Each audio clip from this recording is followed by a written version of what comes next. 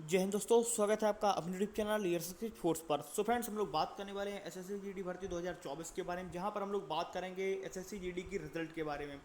देखिए, इस बार जो भर्ती को लेकर है वो काफ़ी सख्ती दिखाई जा रही है। आप सभी लोगों को पता है कि पहले इसका जो एग्ज़ाम हुआ वो 20 से स्टार्ट हुआ था और एग्ज़ाम ये 30 मार्च तक, क्योंकि दोबारा एक बार एग्ज़ाम हुआ तो 30 मार्च तक आपका एग्ज़ाम चला। वहाँ पर हमने लोगों ने कम से कम 1.5-2 महीने का इंतजार किया, फिर आंसर की के बारे में आंसर की आई, तो उसके बारे में अब जो इंतजार था वो रिजल्ट के बारे में। लेकिन आप देखते हैं कि एक एक सोर्सेज खुलकर आ रहे हैं। एसएससी इस बार जो भर्ती है वो बिल्कुल इस तरीके से करवाना चाह रही है कि कोई भी फर्जी स्टूडेंट उसमें ना पहुंचे। लेकिन प्रॉब्लम क्या है कि आप जानते हैं कि एसएससी की भर्ती में हर स्टेट की अलग अलग अपनी कट ऑफ जाती है। तो उसमें क्या रहता है कि जो अदर स्टेट के स्टूडेंट्स हैं वो अपना अदर स्टेट का डोमिसाइल बनवा के और उन स्टेटों से वैकेंसी फिल करते हैं, अपनी जॉब लेते हैं जहाँ पर कट ऑफ का जो लेवल है वो कम रहता है। ये आपको सभी को पता होगा, ज़्यादातर ये सभी स्टूडेंट्स ये बात को जानते हैं। और इसी फर्जीवाड़े को रोकने के लिए पहले आपने देखा कि एसएससी ने एक लिस्ट जारी की थी जिनमें उन स्टूडेंट्स के नाम थे जिन्होंने अपनी 10th अलग स्टेट से की और उनका डोमिसाइल अलग था। तो उसके बाद क्या है कि अब ऐसे कुछ लड़के हैं जिन्होंने अपना जो फॉर्म है वो अप्लाई कर दिया भाई 2 बार। किसी ने इधर स्टेट से किया, किसी ने अदर स्टेट से किया, और अगर स्टेट नहीं बदला तो अपना उन्होंने नाम चेंज कर दिया इस तरीके से, या उसी स्टूडेंट का जो एग्ज़ाम है कोई दूसरा स्टूडेंट्स दे के गया है। तो इस तरीके से बहुत फर्जी वाला इतना बड़ा धोखा स्टूडेंट्स करते हैं जॉब लेने के लिए। तो इस तरीके से इस सब धांधली को रोकने के लिए अब एसएससी बहुत अपने कदम उठा रही है। अब उसी क्या है कि अब हम लोग बात आती है कि भाई जिन लोगों ने कुछ भी नहीं किया है, अब ये तो है नहीं कि सभी लोगों ने किया, कि मान लीजिए कि इतनी बड़ी भर्ती है तो 1-2% लोग ऐसे होते हैं जो ये सब काम करते हैं। लेकिन नुकसान सभी छात्रों का होता है। सभी छात्र रिजल्ट का इंतजार कर रहे हैं कि रिजल्ट हमारा भाई कब तक आ जाएगा, रिजल्ट आ जाए, रिजल्ट आ जाए। सभी स्टूडेंट इंतजार कर रहे हैं। और अगली भर्ती जैसे कि आपको पता है कि अगस्त में आनी है। अभी आपका क्या है कि जून बिल्कुल खत्म होने वाला, जुलाई और उसके बाद अगस्त, यानी 2 महीने हैं अभी आपकी भर्ती के लिए। तो 2 महीने बाद वो भी भर्ती आनी, तो उसकी भी तैयारी करनी है। जिस भी स्टूडेंट्स का नंबर ठीक नहीं है तो वो उसी सब लफड़े में पड़ा हुआ है कि भाई इसका क्या हो, उसका रिजल्ट आ जाए और उसका पता चल जाए। लेकिन क्या है कि इतना फर्जी वाले तरीके से ये आपका रिजल्ट रुका हुआ। तो उन कारणों के ऊपर बात करेंगे और बात करेंगे कि रिजल्ट आपका कब तक आ जाएगा। यानी कि आपको एक डेट के बारे में भी जानकारी देने वाले कि रिजल्ट भाई इस डेट तक आपको आ जाना चाहिए। तो चलते हैं, हम वीडियो को स्टार्ट करते हैं। उससे पहले आप अगर अपने चैनल को सब्सक्राइब नहीं किया एक बार जरूर कर लें, जिससे जब भी कोई नई वीडियो आती है तो उसकी इन्फॉर्मेशन आपको मिल जाएगी। तो देखिए फ्रेंड्स, सबसे पहले मैं आपको वो नोटिस दिखा देता हूँ। जो नोटिस आपका ये था उसको थोड़ा जूम कर दे रहा हूँ। अब इसको आप पढ़ लीजिए आराम से, कब ये दिया गया है कब नहीं दिया गया है। तो ये देखिए, ये 13 तारीख को, सॉरी 15 तारीख को ये आपका दिया गया था। यहाँ पर आप देख लीजिए 15 तारीख लिखी हुई है जब ये बना है। उसके बाद यहाँ पर आप पढ़िए ये विषय केंद्रीय सशस्त्र पुलिस बल। थोड़ा ये बिलर है तो उसको आप थोड़ा समझने की कोशिश कीजिए। जहाँ जहाँ समझ में नहीं आएगा उसको थोड़ा समझ के पढ़ लेंगे। तो केंद्रीय सशस्त्र पुलिस बल सचिवालय सुरक्षा बल में कांस्टेबल सामान्य ड्यूटी, यानी जिसको आप जीडी जनरल ड्यूटी बोलते हैं, और असम राइफल में राइफलमैन जनरल ड्यूटी परीक्षा 2024 के संबंध में, यानी कि इसी बार का है और आपने अभी तक इसको देखा भी होगा। अब देखिए यहाँ पर क्या लिखा हुआ है कि उपरोक्त विषयागत यह कहना है कि उक्त परीक्षा में लिखित परीक्षा में सम्मिलित अभ्यर्थियों के ये यहाँ पर उनकी विवेचना, डाटा की विवेचना किया गया है, जिसके प्रथम ये यहाँ पर समझ में नहीं आ रहा है, कुछ भी लिखा है आपकी परीक्षा में निम्न कष्टाधार में संलिप्त पाया गया है। यानी कुछ जो स्टूडेंट है उनको संलिप्त पाया गया है। अब किस में पाया गया ये आप देख लीजिए। ये क्या लिखा हुआ, नंबर फर्स्ट पॉइंट और सेकंड पॉइंट।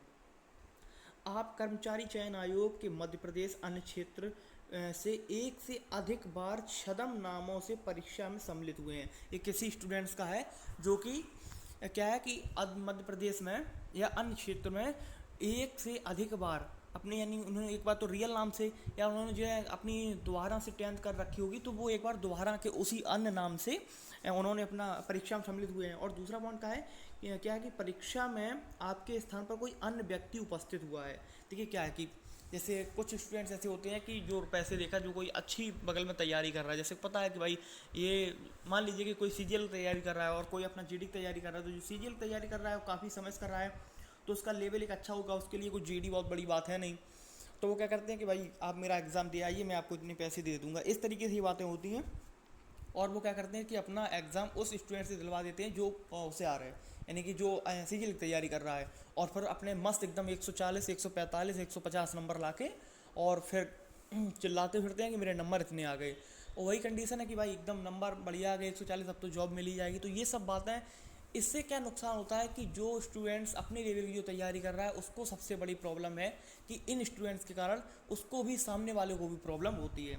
तो इसके अनुसार आपको क्या है कि तदनुसार यहाँ पर कुछ लिखा, परीक्षा में आपकी उम्मीदवारी निरस्त कर परीक्षा की विज्ञापित के पैरा 16 के अनुसार आयोग की परीक्षा में 5 वर्ष या 7 वर्ष के लिए बाधित किया, यानी कि आपको मतलब 5 से 7 साल के लिए आपको वहाँ पर बैन कर दिया जाएगा एसएससी परीक्षा में। साथ ही नियमानुसार विधिक कार्रवाई की जा सकती है।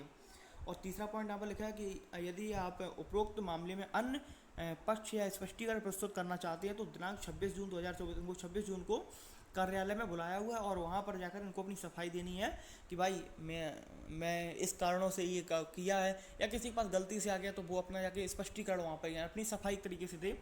और अगर आप वहाँ पर नहीं जाते हैं तो देखिए यहाँ पर क्या लिखा है, अगर आप नहीं जाते हैं तो आपको उसमें लिप्त पाया जाएगा। देखिए यहाँ पर क्या है, देखिए 26 जून 2024 तक स्पष्टीकरण नहीं देने की उपस्थिति होने पर यह मानते हुए कि आप उक्त परीक्षा में, ये कुछ यहाँ पर लिखा हुआ है, उसमें लिप्त है, नियमानुसार आगे की कार्रवाई की जाएगी। और उसके बाद आपका